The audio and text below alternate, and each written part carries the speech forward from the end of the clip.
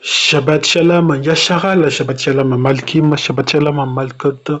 Bonne journée reposante à tous nos sympathisants, tous nos partisans. J'espère que vous allez bien. Donc encore une fois, une information qui devrait normalement justement faire confirmer donc tout ce qu'on disait déjà, hein. Pour la plupart donc des personnes qui me suivent, donc ces personnes-là savent aussi donc au sujet donc de la géopolitique, donc par rapport aux événements qui arrivent.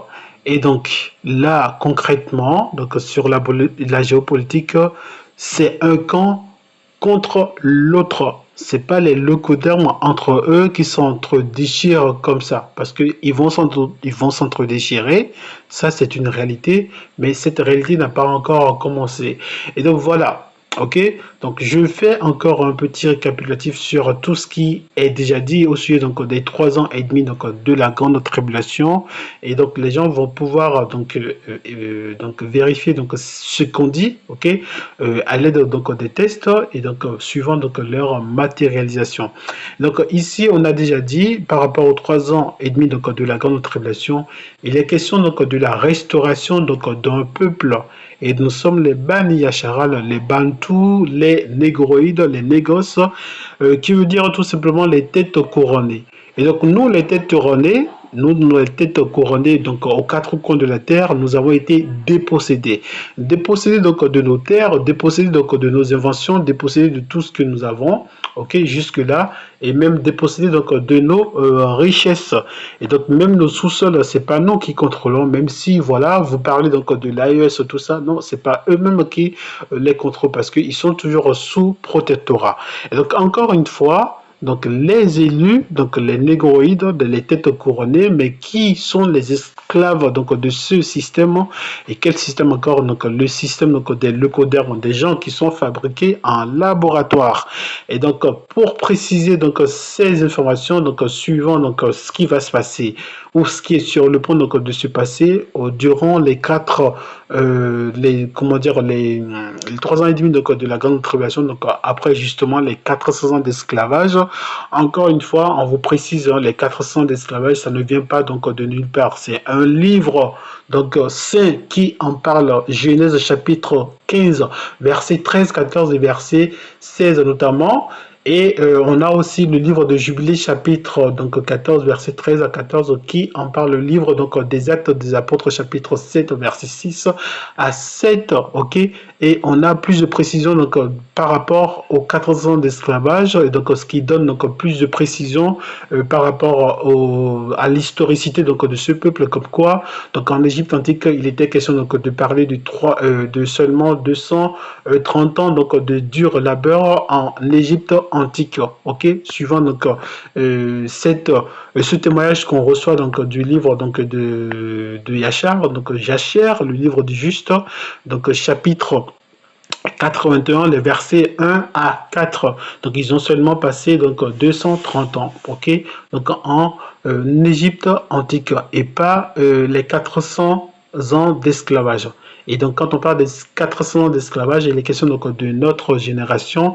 Et vous avez également juridiquement parlant donc une loi, la loi HR 1242, qui parle donc de cette réalité-là, comme quoi les négroïdes qui ont été esclavagisés donc par bateau, et donc qui encore une fois aujourd'hui vivent donc les mêmes fléaux donc d'esclavage, donc notamment aux mains donc de qui, donc de ces soi-disant arabes, mais qui ne sont pas les véritables arabes, mais qui sont donc de faux arabes. Et donc forcément il est question donc de notre histoire, et notre restauration arrive au bout des 400 ans donc d'esclavage. Et les 400 ans d'esclavage, sachez que c'est un témoin donc qui a été désigné justement pour mettre fin à cela. Il est question donc de moi, et donc le roi il vient du nord. J'ai donné donc des éléments par rapport à cela. Maintenant concrètement sur la géopolitique pendant les 3 ans et demi donc de la grande tribulation, à partir donc de notre rétablissement, qu'est-ce qui va se passer? Vous savez qu'on vous donne plusieurs détails dans ce livre-là. Il faut avoir du courage et de la curiosité intellectuelle pour lire et essayer donc de comprendre ce livre-là, donc en demandant suffisamment, ok, donc la présence de l'esprit donc du Père céleste donc en nous. Et donc là, sur la géopolitique, pardon, on sait qu'il y a donc ce qu'on appelle une bête donc de l'antichrist, donc l'anti-Machaïac, ok. Et j'ai déjà expliqué, j'ai fait des vidéos sur ça pour démontrer que cette bête-là, ça vient même donc du milieu du peuple, ok. Donc c'est un noir qui va combattre les noirs qui sont donc les élus donc du Tout-Puissant. Donc en la personne donc, de Barack Obama, j'ai fait une autre vidéo pour dire que donc Bill Gates, elles sont donc faux prophètes parce que c'est quand même quelqu'un, ok, qui travaille donc à partir de la technologie pour mettre donc des illusions, ok, pour dérouter les gens tout simplement.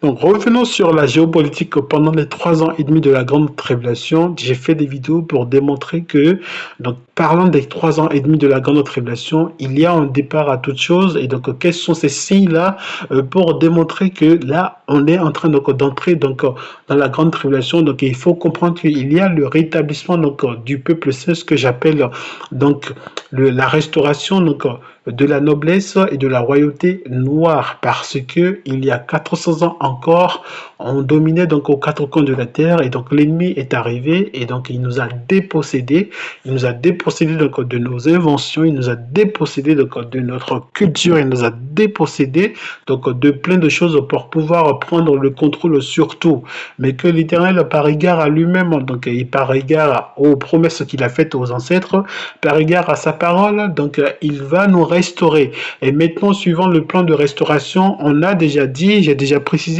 ici que nous sommes au nombre de 69 100 000 têtes. Une tête, c'est beaucoup de responsabilités, beaucoup donc de personnes en dessous donc de lui. Sous une tête, par exemple, on aura des enfants, on aura des femmes, on aura des personnes à mobilité réduite, des personnes âgées, ainsi de suite. Et donc forcément, nous tendons à plus des centaines de millions par rapport à cette première restauration. Il est question donc des 3 tribus donc du royaume du Sud donc qui sont dispersées aux 4 coins de la terre, ok. Et parmi justement donc cette restauration, on va parler également donc des représentants donc des 9 autres tribus. Ils feront partie de nous, ok. Donc ils feront partie donc des 69 millions 100 000 têtes, mais ils sont seulement au nombre de 108 000 représentants. Et donc sachez que cette restauration qui arrive aujourd'hui, donc c'est forcément la restauration pour les 3 tribus donc du royaume du Sud, les Yaoudim qui sont dispersés aux 4 coins de la terre, ok. Et donc à partir de cette restauration là, qu'est-ce qu'on va voir d'autre? On va voir justement tout ce qui se trame aujourd'hui, hein. Donc l'ennemi va parler de guerre, mais c'est pas en tant que tel une guerre, parce que c'est nous qui sommes combattus. Encore une fois, vous avez les textes donc de Tahalim, Somme chapitre 2, Somme chapitre 83, pour dire que, très exactement, toutes les nations sont contre nous. Et donc, par rapport à la géopolitique, il n'y a pas donc de guerre entre une telle nation, donc le Coderme, et une autre, parce que ça va arriver, ça n'a pas encore commencé, parce que l'Éternel lui-même, il a promis donc de confondre donc ces gens-là. Ils vont s'entre-déchirer, ça c'est sûr, ok, mais c'est pas encore le cas. Ça va être seulement le cas au départ donc des 3 ans et demi de la grande tribulation. Donc les 3 ans et demi de la grande tribulation, et qui parle encore donc de la restauration donc du peuple, et notamment le ministère donc des 2 témoins, dont moi donc votre frère Tobia, je suis donc le témoin principal. Donc forcément, il faut comprendre par là que la géopolitique à ce moment-là, donc ça concerne des troubles donc sur la terre, parce que ces gens-là ne voudront pas que ils soient chassés et donc que nous on soit rétablis. Donc c'est pour cela ils vont lutter. Donc il est question donc du système donc du dragon rouge. Et ce dragon rouge là, il y a une tête. Donc cette tête là, on appelle donc la bête donc des événements. En la personne donc de Barack Obama, c'est une bête qui était donc l'expression pour dire bête, ça veut dire une personne qui n'a pas d'intelligence et donc qui souhaite évoluer selon donc son propre instinct, ok. Donc sur l'interprétation de la bête qui sort de la mer, ok, je nous invite toujours à faire le parallèle avec l'interprétation de l'homme qui sort de la mer. Donc l'homme qui sort de la mer, c'est le Messie. quoique l'homme symbolise l'arbre de la connaissance donc, du bien et du mal, ok, c'est-à-dire l'intelligent, ok, quelqu'un qui peut encore une fois donc distinguer donc le mal du bien, celui-là on appelle l'intelligence passée. Donc par rapport à cette bête, il faut comprendre que donc c'est quelqu'un qui se fie seulement à son propre instinct. Ok, donc la bête rime avec l'instinct animal. Donc disons sans intelligence. Ok, c'est-à-dire que une fois que la personne fonctionne donc suivant donc l'instinct animal, la personne est considérée sans intelligence. Et vous avez les tests pour le prouver, notamment donc Aïzara Rabii, donc quatrième livre d'Esdras, chapitre 8 verset 27 à 28. Il y a cette réalité. Vous avez la même réalité selon Tahalim, donc le livre donc, de Somme chapitre 49 verset 20, et notamment également le livre de Somme chapitre 73 verset 22, Ecclésiaste chapitre 3 verset 18, pour dire que donc l'homme considéré comme bête, c'est un homme qui se fie seulement donc à son propre instinct. Ok, et donc là partant, il faut comprendre que seul l'intelligent pourra contester contre son créateur. Maintenant, pour aller donc pour comprendre un peu plus ce que c'est que sorti de la mer, et donc il regarde justement à l'exemple que l'Éternel nous donne au sujet donc, de son Messie, donc son Fils, Aïzar Arabi, 4e livre d'Esdras, chapitre 13, verset 51-52. Moi je dis à Loua, donc Tout-Puissant, et Adam, donc à Adam, ça veut dire Sa Majesté, montre-moi ceci. Pour quelle raison ai-je vu un homme monter du cœur de la mer? Il me dit, de même qu'on ne peut scruter ni connaître ce qui est au profond de la mer, de même personne sur terre ne pourra voir mon fils ou ceux qui sont avec lui, si ce n'est au temps de son jour. Donc là, concrètement, il faut donc arriver donc à cette réalité pour dire que quelque chose qui sort de la mer, c'est quelque chose qu'on ne peut pas scruter, donc on ne comprend pas. Donc c'est quelque chose qui est invisible tout simplement. Donc forcément, donc partant de cette interprétation, la bête qui sort de la mer, donc la bête, donc l'homme qui se fie à son intelligence et qui est placé justement donc à la tête donc de ce système-là pour nous combattre. Et donc forcément, c'est Barack Obama. Donc c'est un roi qui était, on vous l'a dit, donc il était déjà roi, ok, président pendant 8 ans, ok, on vous dit donc que c'est une bête qui est, donc la bête elle est là actuellement, donc elle travaille dans l'ombre de la mer, donc elle travaille dans l'ombre, et la bête qui arrive, donc ça veut dire que à un moment donné, elle va revenir dans cette bête là va revenir donc dans le game. Mais comment revenir dans le game? J'ai déjà fait plusieurs fois donc des vidéos pour démontrer que même ici en France, cette bête là, donc en la personne de Barack Obama, il a placé donc des personnes, ok, donc qui sont soumises à lui pour favoriser donc son retour dans le game tout simplement. Et donc l'information ici, c'est de comprendre également que ben voilà, cette bête là a placé donc un général américain. Ben là, c'est trop visible. Hein, c'est trop visible. Un général américain pour justement donc, faciliter donc, son retour dans le game. Maintenant, pourquoi son retour dans le game? On vous l'a dit ici, comme quoi c'est un système également, donc, selon les tests donc, du père Aïzara, donc Esdras, c'est un système à 3 têtes d'aigle.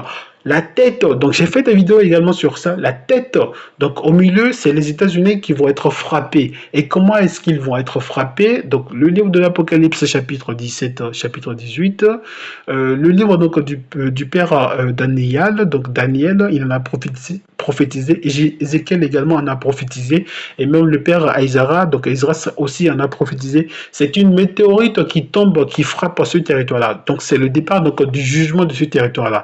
Donc les États-Unis constituent, j'ai fait des vidéos sur ça, des exposés sur ça. Les États-Unis constituent donc la capitale économique, socioculturelle, religieuse, parce que forcément c'est le siège donc des francs-maçons. Ça, il faut pas le nier. Et donc cette capitale-là est véritablement donc le lieu visé en premier lieu. Donc l'Éternel Yahweh, il va briser donc ce territoire-là, et ensuite Ok, puisque eux, ils n'existeront plus en tant que puissance territoriale, mais forcément, ils cherchent donc à renaître donc de leur sonde et forcément depuis donc la Seconde Guerre mondiale et même notamment à partir donc du plan Marshall, donc le plan par lequel le plan financier par lequel donc ils ont tenu toute l'Europe donc esclave. Donc à partir donc de ce moyen-là, ben, ils financent donc l'institution donc de l'Union européenne et pour justement donc renaître donc de leur cendre. Et donc seulement pendant 3 ans et demi, donc le système a trois têtes d'aigle en même temps donc le dragon qui forme le dragon. Donc les trois têtes d'aigle, la tête au milieu, c'est les États-Unis qui vont être brisés en premier lieu. Donc à notre restauration, donc au départ, donc dès 3 ans et demi de la grande tribulation, donc qui est encore le ministère donc des trois, comment dire, le ministère donc des deux témoins de l'Apocalypse, donc dont je suis le témoin principal, et encore donc à partir donc de mon ministère, ok, donc c'est l'Union européenne justement qui va rentrer donc dans le game tout simplement, donc toujours sous la bienveillance donc des États-Unis, mais les États-Unis ne seront plus en tant que territoire, ok, en tant que puissance territoriale, mais ils vont exister en tant que donc puissance donc sur l'Union européenne. Vous êtes les mêmes à savoir qu'ils ont déjà donc leur base aérienne militaires un peu partout donc, sur la Terre. Et donc, ils sont préparés à ce qui arrive concrètement. Et donc là, c'est une preuve formelle hein, pour vous faire comprendre que, bien sûr, on parle donc de la bête qui travaille donc dans l'ombre, mais là, vous voyez ses agissements. C'est quoi l'intérêt? Donc la guerre entre l'Union européenne et la Russie, ou même disons l'Ukraine et la Russie, c'est quoi l'intérêt des États-Unis d'apporter un général là? Ils ont déjà, donc, ils nous ont déjà montré un général qui a été dépêché pour aller au niveau donc, de l'Afrique. Maintenant, c'est le tour donc, de l'Union européenne. Donc, c'est pour vous faire comprendre clairement que c'est vrai, ils sont derrière donc, chaque action que leur toutou devra prendre, mais en même temps, ben, ils ne leur font pas suffisamment confiance. C'est-à-dire que ben, forcément, c'est des gens donc, issus donc, de leur territoire qui vont donc encore une fois, ok, donc venir faire comprendre réellement la marche à suivre. Et on a déjà parlé ici suffisamment donc des Romaïm, hein, donc les descendants donc de Rome, de Kittim, comme quoi ils sont dans l'incapacité de dominer en temps de tension. Ok, donc en temps de guerre, ils sont dans l'incapacité de dominer. Et il faut toujours un vaillant étranger pour dominer sur eux. Et dans le livre également, l'Éternel il vous fait comprendre que c'est lui qui leur a inspiré de prendre cet homme-là, en la personne de Barack Obama. Et je vous l'ai dit déjà ici, et je le reprécise également, vous allez dans le troisième livre donc, du père Barouak, ok, donc là, il a donné donc, un élément donc, clair au sujet donc, de la fin donc, de cet homme, la personne de Barack Obama. Donc à la fin, ben, il va être justement, donc, comme le livre de l'Apocalypse également le dit, donc il va être attrapé, ok.